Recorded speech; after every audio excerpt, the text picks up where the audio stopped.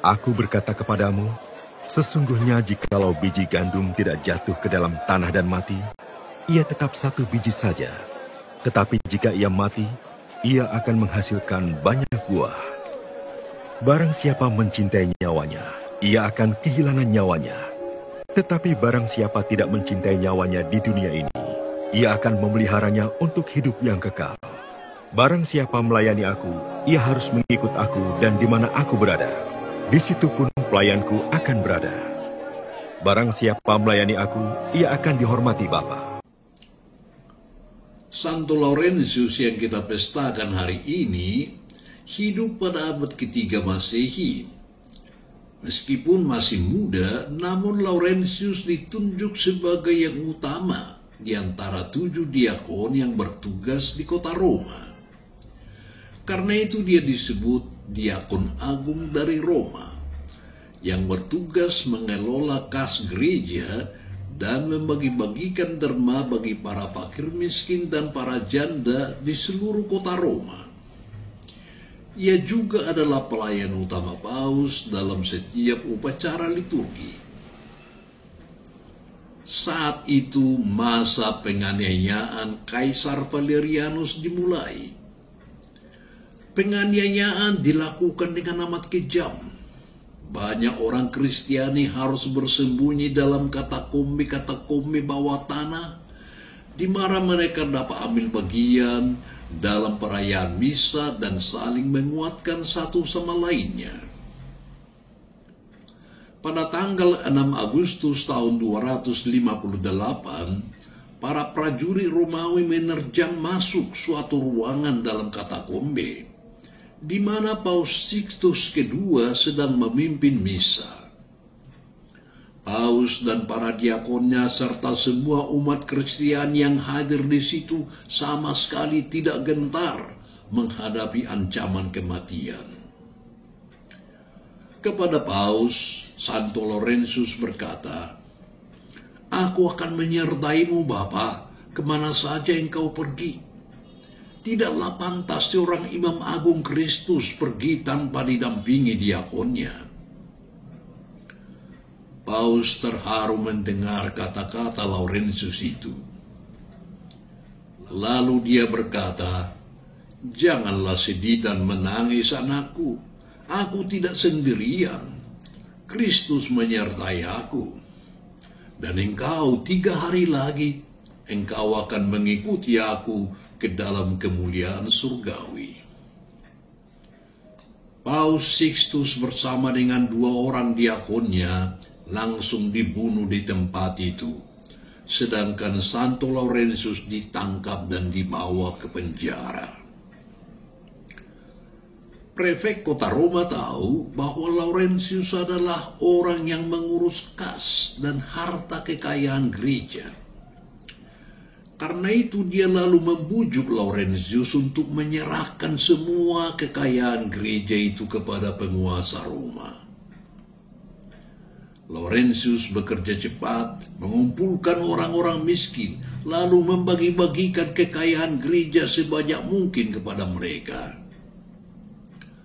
Pada hari ketiga, ia memimpin para orang miskin, orang cacat, orang buta, dan orang sakit, dan berarak menuju ke kediaman prefek kota Roma. Kepada penguasa Roma itu Laurentius berkata, "Tuanku, inilah harta kekayaan gereja yang saya jaga.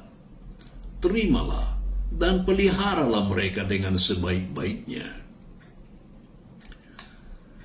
Tindakan dan kata-kata Laurentius ini dianggap sebagai suatu olokan dan penghinaan terhadap penguasa Roma. Karena itu dia segera ditangkap dan dipanggang hidup-hidup di atas terali besi yang panas membara. Laurentius tidak gentar sedikit pun menghadapi hukuman ini. Setelah separuh badannya bagian bawah hangus terbakar, ia meminta supaya badannya dibalikkan sehingga seluruhnya bisa hangus terbakar. Sebelah bawah sudah hangus balikkanlah badanku agar seluruhnya hangus, katanya kepada para algojo yang menyiksanya. Laurentius akhirnya menghembuskan nafasnya di atas pemanggangan itu sebagai seorang kesatria Kristus. Jika darah para martir merupakan benih bagi gereja, di mana tempat kita sekarang? Bukankah hanya sedikit orang dari antara umat beriman yang dipanggil olehnya untuk menumpahkan darah sebagai martir? Lalu kita mungkin bertanya, kalau demikian bagaimana kita dapat membantu gereja untuk berakar dan bertumbuh? Jawabannya ialah dengan sukarela merangkul kemartiran kecil-kecilan sebagai bagian dari kehidupan sehari-hari. Raniero Cantalamessa, seorang kapusin pengkhotbah Paus, sekali pernah menjelaskan begini. Seorang ibu memulai harinya yang terdiri dari 1000 hal-hal kecil. Hidupnya praktis direduksi menjadi remah-remah. Tetapi apa yang dilakukannya bukanlah hal yang kecil. Itu adalah Ekaristi bersama Yesus. Seorang biarawati di pagi hari pergi untuk melakukan tugas pekerjaannya sehari-hari di tengah orang-orang tua, orang sakit, dan anak-anak. Hidupnya juga kelihatan seperti dipecah-pecah oleh banyak hal yang kecil, sehingga pada malam hari seakan-akan tidak berbekas. Terasa seperti satu hari lagi yang sia-sia. Akan tetapi hidup sang biarawati itu juga adalah Ekaristi. Dia telah menyelamatkan hidupnya sendiri. Tidak ada seorang pun boleh mengatakan, apa gunanya hidupku ini? Kita ada di dunia untuk alasan yang paling agung, yaitu menjadi suatu kurban yang hidup. Artinya menjadi Ekaristi bersama Yesus.